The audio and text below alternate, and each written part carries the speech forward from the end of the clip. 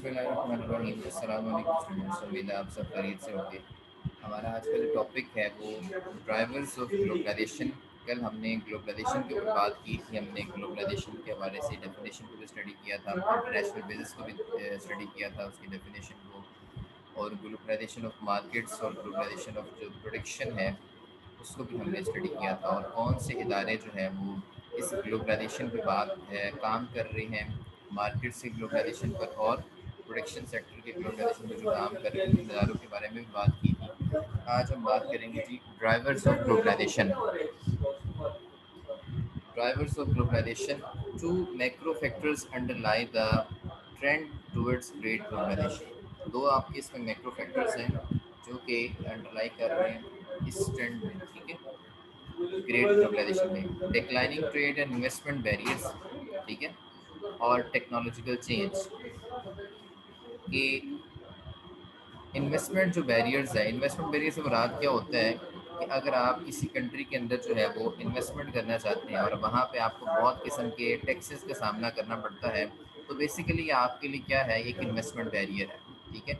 आप कभी भी ऐसे कंट्री में इन्वेस्टमेंट नहीं करेंगे जहाँ पे आपको बहुत किस्म की जो है वो ट्रेडिंग के हवाले से सख्त किस्म की शराइत का सामना करना हो, या फिर आपको बहुत सारे टैक्सेस का सामना करना पड़ा हो। आप किसी भी ऐसी कंट्री में इन्वेस्टमेंट करना पसंद नहीं करेंगे, ठीक है।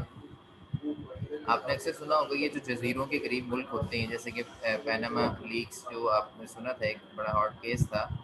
तो वो क्या था, इस तरह की जो कंट्रीज़ हैं जो जजीरों वगैरह के करीब हैं, ये बेसिकली जो है वो टैरिफ फ्री कंट्रीज़ होते हैं, टैक्स फ्री होते हैं, ठीक है। इसलिए लोग यहाँ अपनी इन्वेस्टमेंट जो है वो यहाँ पे ट्रांसफ़र कर देते हैं जहाँ पे वो कोई किसी किस्म का टैक्स नहीं लगता। बाकी जो दूसरे एरियाज है वहाँ पे जो है वो टैक्सेस लगते हैं, तो लोग फिर वहाँ पे इन्वेस्टमेंट करना ज़्यादा पसंद नहीं करते। हाँ, अगर रिटर्न बहुत ज़्यादा हो तो फिर लोग जो है इतना रिस्क ले लेते हैं। बहरहाल, since 1950 average tariffs have fallen significantly and now are at about 4%, ठीक है।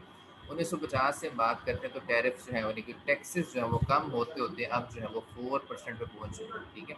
Countries have open their markets to FDI। बहुत सारे मुल्कों ने जो है अपनी मार्केट्स को ओपन कर दी है FDI के लिए। FDI से मुराद फॉरेन डायरेक्ट इन्वेस्टमेंट। अगर बाहर से पाकिस्तान में कोई इन्वेस्टमेंट आती है, ठीक है, तो इसको हम क्या कहेंगे, इसको हम कहेंगे फॉरेन से है ना, तो फॉरेन डायरेक्ट इन्वेस्टमेंट कहेंगे, ठीक है। इसी तरह से हम अगर पाकिस्तानी किसी और मुल्क में जो है इन्वेस्टमेंट करते हैं, तो वो उस कंट्री के लिए, उस मुल्क के लिए वो जो है वो फॉरेन डायरेक्ट इन्वेस्टमेंट कहलाएगी, FDI कहलाएगी, ठीक है। तो इस तरह से ग्लोबलाइजेशन के जो ड्राइवर्स हैं, इनमें से पहला ये था कि एक इन्वेस्टमेंट बैरियर्स को कम किया गया, टैक्सेस को कम करके, ठीक है, टैरिफ्स को कम करके, और FDI को बूस्ट करके इसको जो है वो मज़ीद बढ़ा के सब मार्केट्स जो है ना उन्होंने FDI के लिए अपने आप को ओपन कर दिया। और नेक्स्ट जो है technological change. Micro processors and telecommunication का जो सिस्टम है आपके सामने वो कितना ग्रो कर चुका है, ठीक है। कंप्यूटर्स वगैरह का जो सिस्टम है, जो कम्युनिकेशन चैनल्स हैं वो कितने फास्ट हो चुके हैं। उसके अलावा इंटरनेट जो है अब आप जो है दुनिया के किसी भी हिस्से में बैठ के किसी भी बंदे से जो है वो डायरेक्ट जो है कम्युनिकेशन कर सकते हैं, रब्ता कर सकते हैं इंटरनेट जो है उसके ज़रिए से, और वर्ल्ड वाइड वेब के ज़रिए, ठीक है। वेबसाइट्स होती हैं www.com कहते हैं, वर्ल्ड वाइड वेब, ठीक है। उसके बाद ट्रांसपोर्टेशन टेक्नोलॉजी। ट्रांसपोर्टेशन के हवाले से हमारे पास जो है वो आपके सामने कितनी जो ट्रांसपोर्टेशन में तरक्की हो चुकी है कि अब आप जो है वो मीलों का, सैकड़ों मीलों का सफ़र जो है चंद घंटों में आप कर सकते हैं, ठीक है। आपके पास प्लेन्स की फैसिलिटी है, ठीक है। आपके पास स्पीडी मूवमेंट वाली कार्स हैं, ठीक है।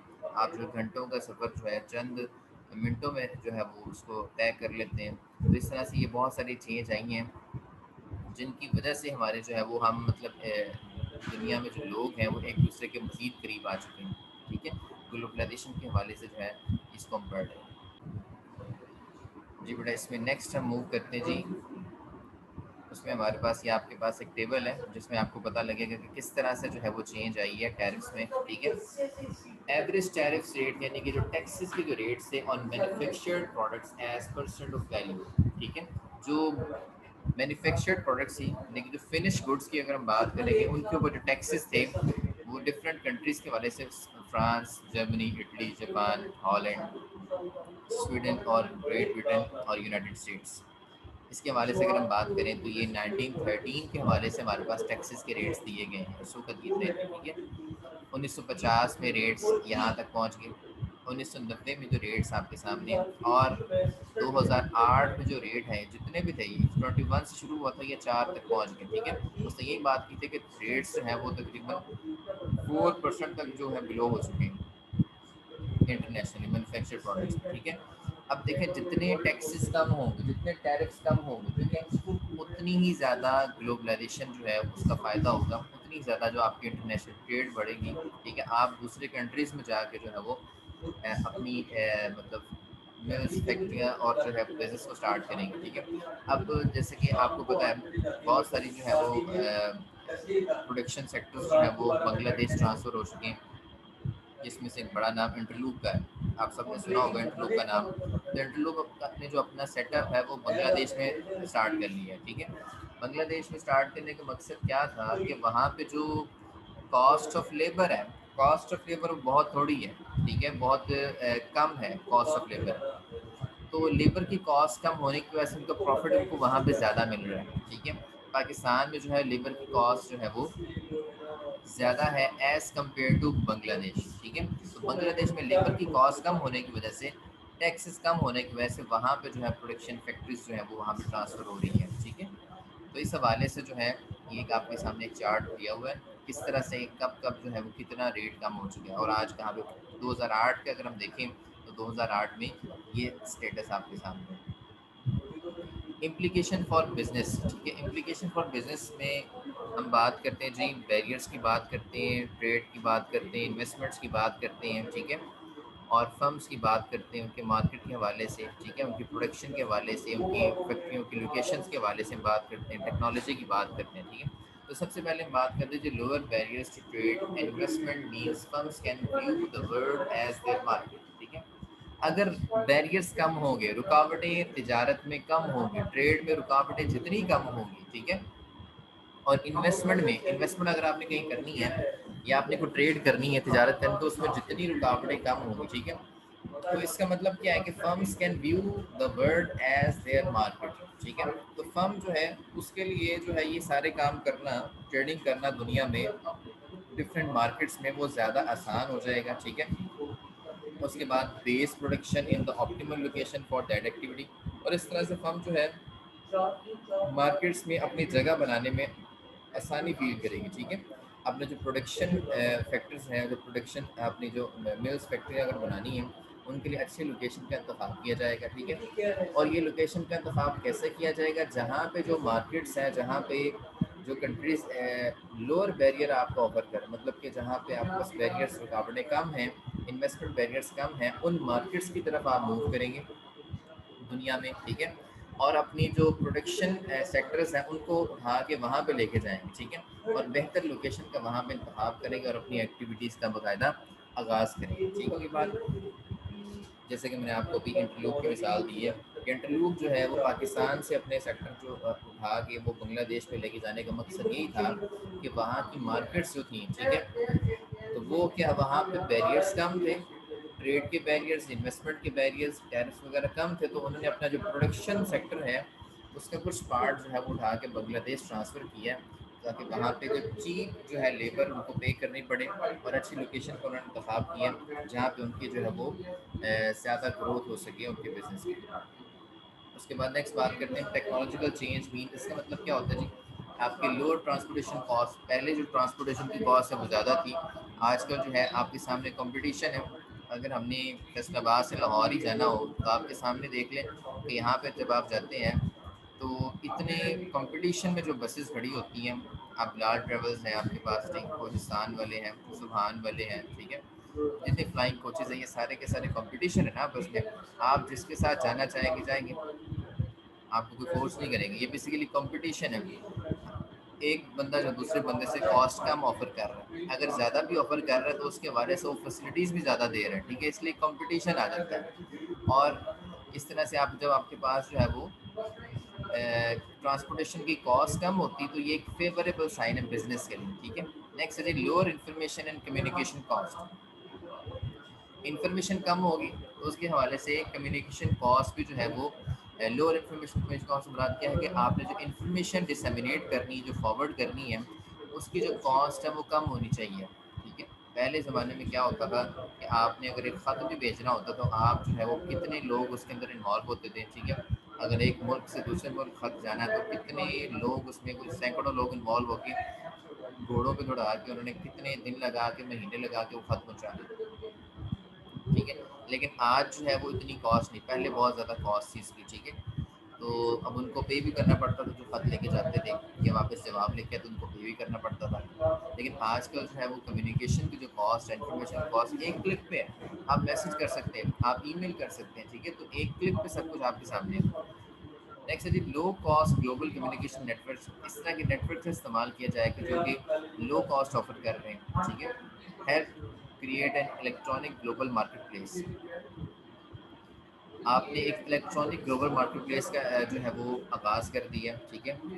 इलेक्ट्रॉनिक ग्लोबल मार्केट प्लेस का मतलब क्या है कि आप इलेक्ट्रॉनिकली जो है वो अपनी इसको पिनकोड कम्युनिकेशन सेव कर करने रहे हैं, पड़ते ठीक हैं। है। इलेक्ट्रॉनिकली जो है आप जो है अपनी इंफॉर्मेशन को डिसेमिनेट कर रहे हैं, जिसमें आपका इंटरनेट आ जाता है, जिसमें आपका मोबाइल फ़ोन है, जिसमें आपकी ईमेल आ जाती है, जिसमें आपकी फैक्स आ जाती है, जिसमें आपके जो है और भी डिफरेंट टूल्स आ जाते हैं जिनके ज़रिए से आप जो है इंफॉर्मेशन को डिसेमिनेट कर रहे होते हैं, ठीक है। तो ये बेसिकली एक जो है ग्लोबल जो है मार्केट प्लेस इलेक्ट्रॉनिकली जो है ये शेप चेंज करेंगे, ठीक है, इलेक्ट्रॉनिक में शिफ्ट होगी। उसके बाद जो है global communication networks and global media, hmm. ठीक है। जो कम्युनिकेशन नेटवर्क्स हैं आपके जितने भी हैं, अभी मैंने डिस्कस किए हैं, और इसके बाद जो ग्लोबल मीडिया क्रिएट करता है वर्ल्ड वाइड कल्चर, इसने एक कल्चर क्रिएट कर दिया है, एक मतलब एक ट्रेंड बना दिया, ठीक है। And a global market for consumer products. अब कंज्यूमर के हवाले से भी जो है यहाँ पे बहुत सारे इन मीडियाज पे, ठीक है, ये वर्ल्ड वाइड जो कल्चर के हवाले से हमें पता यार लगता तुम्हारे है। भतीजे का नाम क्या है?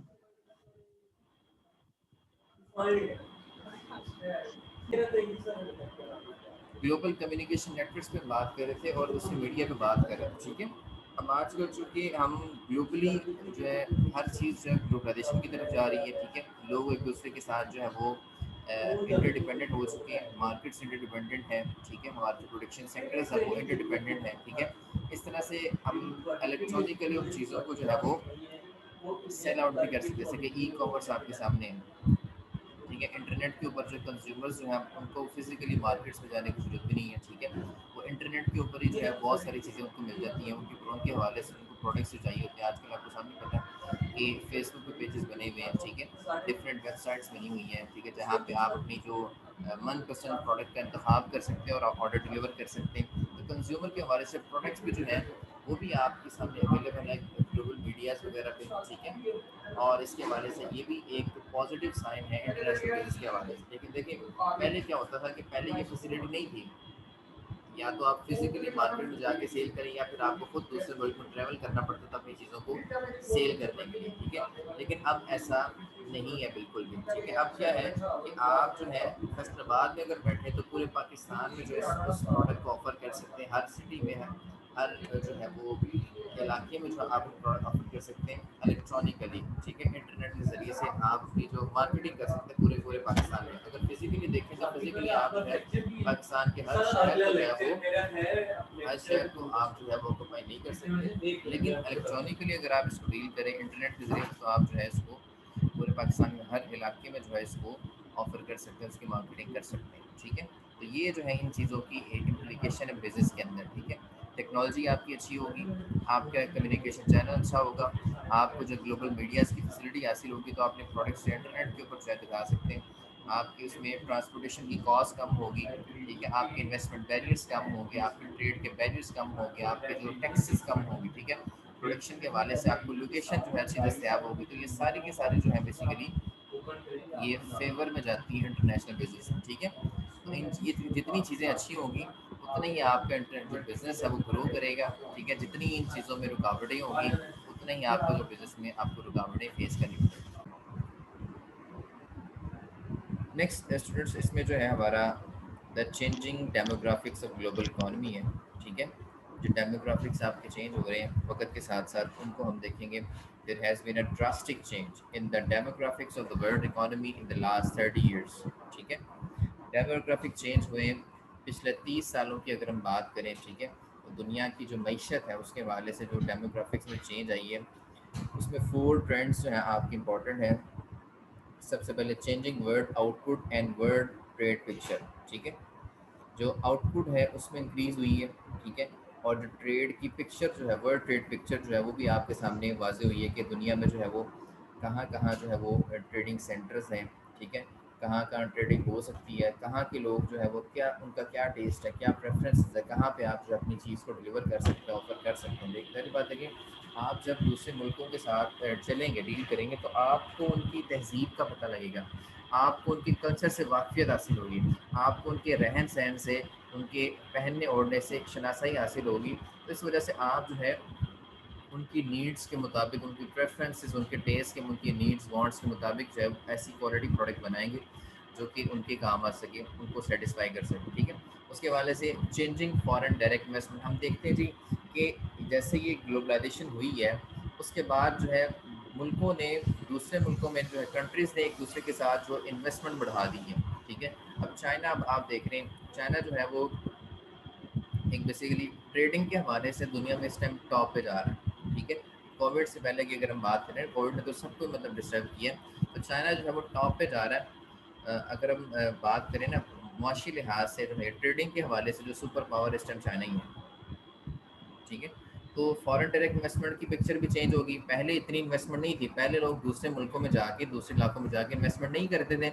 लेकिन जब से ग्लोबलाइजेशन हुई है तो डेमोग्राफिक्स ग्लोबल इकोनॉमी के चेंज हो चुके हैं। अब इन्वेस्टमेंट्स ज़्यादा होने लगी हैं, अब लोग दूसरे मुल्कों में जाके इन्वेस्टमेंट्स कर रहे हैं जहाँ पे उनको लेस ट्रेड बैरियर्स का सामना है, जहाँ पे उनको लेस टैरिफ्स का सामना है, जहाँ पे उनको जो है वो लेस इन्वेस्टमेंट बैरियर्स का सामना है, ठीक है। तो वहाँ पे जाके वो मतलब अपनी इन्वेस्टमेंट्स को बढ़ा रहे हैं, ठीक है। फॉर एग्जांपल इसकी मैं मिसाल देता हूँ कि अब अगर हम पॉलिटिकल फैक्टर्स की बात करें, पाकिस्तान में इस टाइम जो हुकूमत है, ठीक है, वो बिज़नेस फ्रेंडली नहीं है इतनी ज़्यादा, ठीक है। लेकिन इससे पिछली जो हुकूमत थी वो ज़्यादा बिज़नेस फ्रेंडली थी, ठीक है। उस सिचुएशन में उस वक्त जो है वो फॉरेन डायरेक्ट इन्वेस्टमेंट पाकिस्तान में ज़्यादा थी, ठीक है। लोग ज़्यादा रिलाय करते क्योंकि उस वक्त की जो हुकूमत थी वो बिज़नेस फ्रेंडली ज़्यादा थी। तो लोग ऐसी सिचुएशन देखते हैं कि मुल्क का जो हुक्मरान है करंट जो है कि बिज़नेस फ्रेंडली है कि नहीं है, देन वो सोचते हैं कि हाँ जी इस मुल्क में हमें इस सूरत हाल में इन्वेस्टमेंट करनी चाहिए या नहीं करनी चाहिए, ठीक है। तो ये भी फॉरेन डायरेक्ट इन्वेस्टमेंट बड़ा अफेक्ट करती है। उसके बाद changing nature of multinational enterprise, ठीक है। मल्टीनेशनल एंटरप्राइज के जो है वो भी नेचर चेंज हो रही है। अब आजकल कंपनीज जो है वो कन्वर्ट हो रही है मल्टीनेशनल एंटरप्राइज में, ठीक है।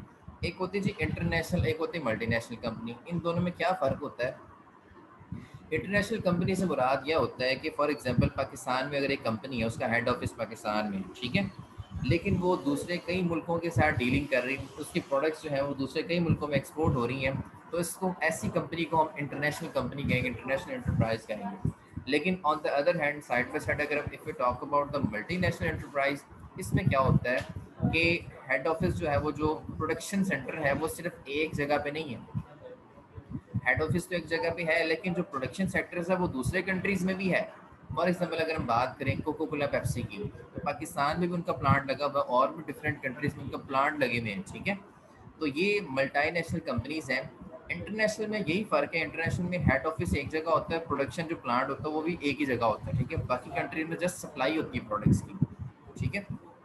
जैसे कि हम बात कर लेते हैं फॉर एग्जांपल ये अगर हम अपने निशात ग्रुप की बात कर लेते हैं, ठीक है।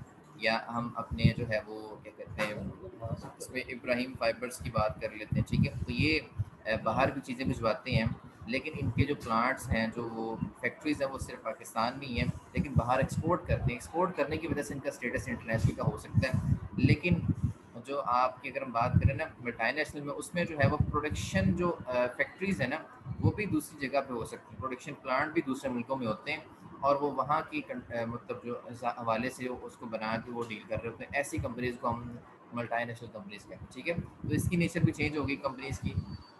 उसके बाद चेंजिंग वर्ल्ड ऑर्डर, दुनिया का जो ऑर्डर है बिजनेस के हवाले से वो टोटली चेंज हो चुका है। आपके सामने आउटपुट बढ़ चुकी है, ठीक है। और इसके हवाले से एफडीआई बढ़ चुकी है, ठीक है। कंपनीज जो है वो मल्टीनेशनल कंपनीज बन चुकी हैं। पहले जो एक मुल्क में बन के चीज़ें तमाम मुल्कों में सप्लाई होती थी, अब जो है प्रोडक्शन प्लांट हर कंट्री में अलग अलग लग गए, ठीक है। तो दुनिया के जो टोटल जो वर्ल्ड ऑर्डर था ना वो इस टाइम चेंज हो चुका है, ठीक है। इसके बाद changing world output and world trade picture. Overall अभी स्टैटिस्टिक्स की बात कर रहे हैं, स्टैटिस्टिक्स यहाँ पे उसने बताए स्टैटिस्टिक्स।